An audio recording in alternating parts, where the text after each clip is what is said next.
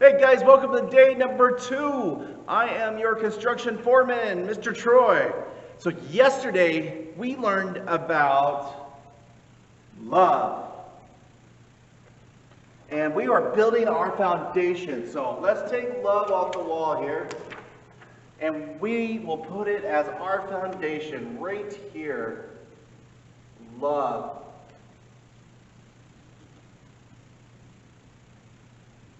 We have love as our foundation. So today's lesson, we are going to learn about Paul's redemption. There's this man who did what the high priest told him to, and that was to catch all those that believed in Jesus Christ. And he gave him the full power, all authority, to do whatever he seemed fit. And sometimes that meant throwing him in jail. Sometimes that meant actually killing him.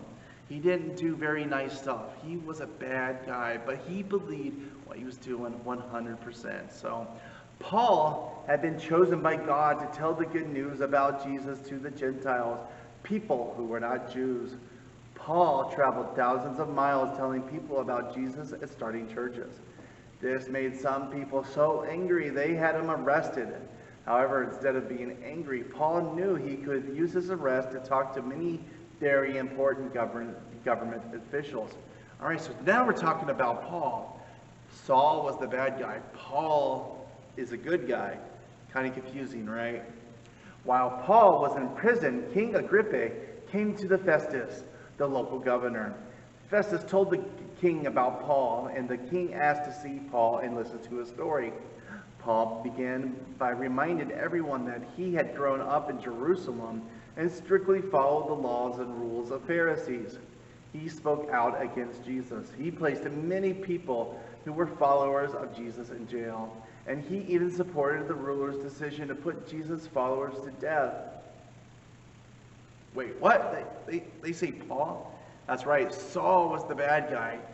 Once he found Jesus and his redemption, he became Paul. So Paul was telling the story how he was once a guy named Saul. He did what he thought was right until Jesus made him see the light. Let's continue, guys. Then Paul told about the day that he had been traveling to Damascus to arrest believers in Jesus. King Agrippa, Paul said, I was walking along the road about midday when I saw a light brighter than the sun. I fell to the ground, and so did all the people traveling with me. I heard a voice speak to me. The voice said, Why are you persecuting me? Paul explained that he was confused because he did not see anyone, so he asked who was speaking.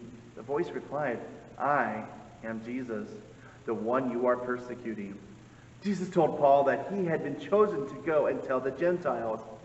The Gentiles are those that were not Jews, those that did not believe in Jewish customs. So he went to tell the Gentiles how they could have faith in Jesus and receive forgiveness of sins. Paul explained to King Agrippa that he obeyed the voice and told people everywhere that Jesus, the Messiah, suffered and died, but rose again. Paul explained how God had helped him. Paul told the king that everything he said was true.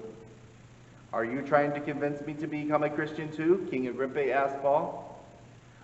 Paul responded, I truly wish that not only you, but that everyone who listens to me would believe in Jesus.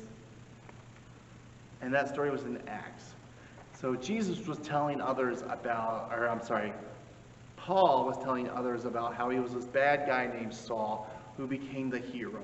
He told others. He used him getting arrested to talk to the government, to kings and queens, and telling them, hey, you know what? I want you to follow Jesus. I want you to show Jesus that he is king, he is Lord, he is everything, and that I have him in my heart. Because Saul was a bad guy, he simply asked for forgiveness. He said, Lord, forgive me, I did not know what I was doing. And Saul was immediately forgiven. Because Jesus forgives us, guys. Doesn't matter what we do, we got to ask for forgiveness. And that's what happened to Saul. He asked for forgiveness and he became Paul. And Paul went on to write a majority of the New Testament. So guys, whenever you've done something wrong, make sure that we admit that we were wrong and ask for forgiveness, whether that's talking to our parents or we're talking to God, guys. Have a great day. I'll see you back tomorrow.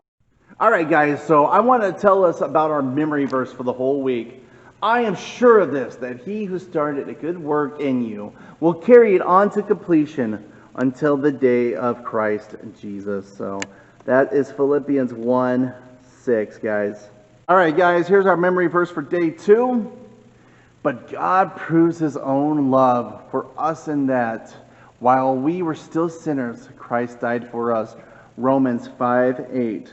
But God proves his own love for us in that, while we were still sinners, Christ died for us. Romans 5:8.